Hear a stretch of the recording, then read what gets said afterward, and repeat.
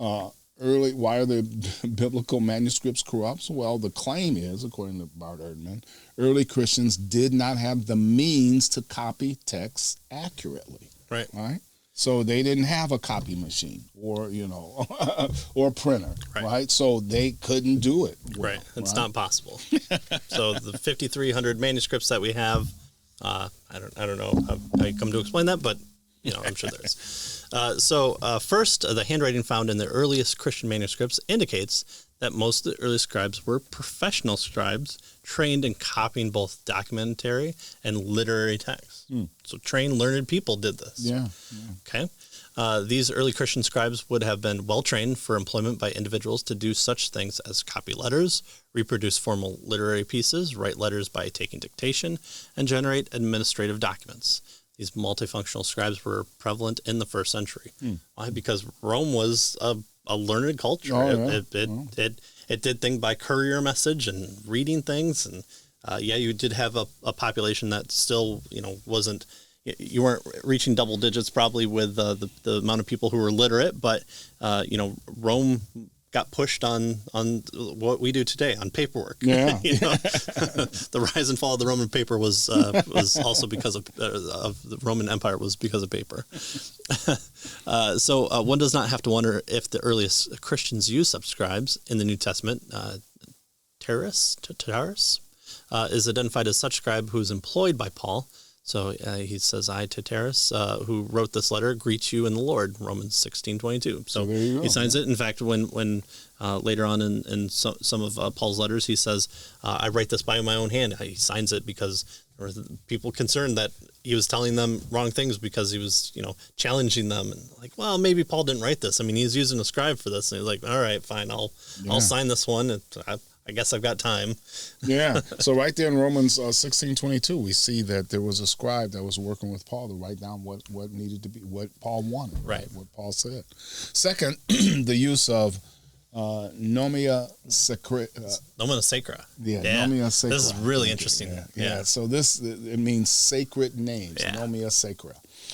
This abbreviations for common words denoting deities such as God or Lord, and the Codex suggests that the early church was better organized and more sophisticated in its copying practice than Ehrman gives it credit. Yeah. Right? So you have these three particular issues: the Nomina Sacra, the abbreviations, and then this idea of the Codex. Yeah. These are extremely important in terms of this particular question, right? Yeah. If you study this, those words will be used. So if you're looking to get more into it, this is kind of your primer for it. So the Nomina Sacra are abbreviations of special words such as Jesus, Christ, Lord, and God in the early Christian documents, right? So they wrote them in abbreviated form is what was going on. Abbreviated, sometimes they would put markings over it, and it shows a very significant identity that, especially with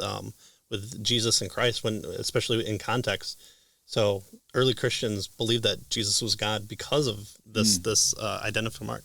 Or if you've ever been conserved, it's not Xmas, it's Christmas. Well, X is just the Greek letter. The Greek letter that would denote this. So you're using the Nomina Sacra if you use Xmas. So just thank the other person when they're leaving Christ out of Christmas. That as long as they put the X in there, that's all that matters. That's right. So it's really interesting stuff. This is. Yeah. So it's unclear exactly where this practice originated, but we do know that Nomina Sacra were not used as simple abbreviations to save space, which is the primary reason why we use it today, right? These words were likely abbreviated to express reverence and devotion. It's kind of like in the Old Testament where they didn't write the name of God. Yeah, Yahweh. They would stop. They would wash themselves. They would get out a pen specifically to write the sacred name. They would write it. They would go wash again and continue on. Pretty impressive. Yeah. So we have this abbreviation, Nomina Sacra, that tells us that something organized was going on. Right. And it's not just one person that did it. Yeah. There were a lot of people that did it. It seemed to be a thing. It was a thing. It was the first meme, the first Christian meme right there. I'm sure Dawkins would be proud of us using that. So these abbreviations are significant because they appear in the earliest manuscripts. Again, early, yeah, and are exclusive to Christianity. So they came up, with their so it's own not deal, just right? Hey, scribe in the Roman Colosseum that's taking down the gladiator names. You can do me a favor and copy this page for me. Oh, sure, whatever. There'll be $10 or whatever lira. Dinero or something. Yeah, sure, depending on how much it is. This was intentional. It continued. So this means that early Christian scribes were not simply making things up as they went, but had a degree of organization, of a conscious planning, of uniformity of practice, which we have here, hitherto had a little reason to suspect. Right. So they were clearly they were organized. The widespread use. Secondly, the widespread use of the Codex in the early church also points to a more formal scribal infrastructure than is assumed by Erdman, right? So in the early days of Christianity, most in the Greco-Roman world were using the scroll as a way to communicate and write, right? Which was made from papyrus and parchment, right? So if you wanted to have a letter or whatever, you put it on a scroll. Right? Roll it out. That's right. The Codex, though, looks more like our modern day books, right? Like it was made by taking a stack of papyrus or parchment, folding it in half, and then binding everything together. Right. Yeah. Right? So it looked like like our books. So while the rest of the culture was still primarily using these scrolls, Christians preferred using the Codex. Right. And so its use was a widely established Christian practice by at least the early 2nd century. Right. So they were pressing the what do we want to say? They were pushing pushing the reading and copying and formation of book process forward. Right. Advancing it. Right. Yeah. So the Codex was likely used because of its ability to hold more than one book, so that collections of writing, such as the 4 Gospels and Paul's letters, could be bound together. And so this is where the missing books of the New Testament come in. So you have things like the Shepherd of Hermus, and there are other codexes that are found that don't have anything to do with Christianity. But it's not like easy printing that we have today. Right. It's I've got the Gospel of John, 1 Corinthians, I've got Revelation, and I've got a letter from great grandma back in the day, and I want them all bound together because these are all important documents to me. Boom, there you go. So the letter from grandma is in Scripture, the missing documents of the New Testament. So the upshot for our purposes is that the dominant use of the Codex, like the Nomina Sacra, reveals a Christian scribal culture that is quite unified, organized, and able to forge new literary paths by employing a revolutionary book technology that would eventually come to dominate the entire Greco-Roman world and still used today. About that, right? Who knew? Christians so a new technology that Christians really kind of pushed forward and revolutionized what was going on. Right. It's easy to transport. It's easy to store. You get more on it. Right. Both sides of the page. You're just folding in the middle rather than the whole thing. Yeah. You're able to reference quicker. So if you're studying it with a group of underground believers or just people meeting in small rooms, you're able to kind of take it with you. And you can put a number of the books of the New Testament together, in one place. Yeah, you put your finger in John and the finger in Paul and compare it. That's how we do today.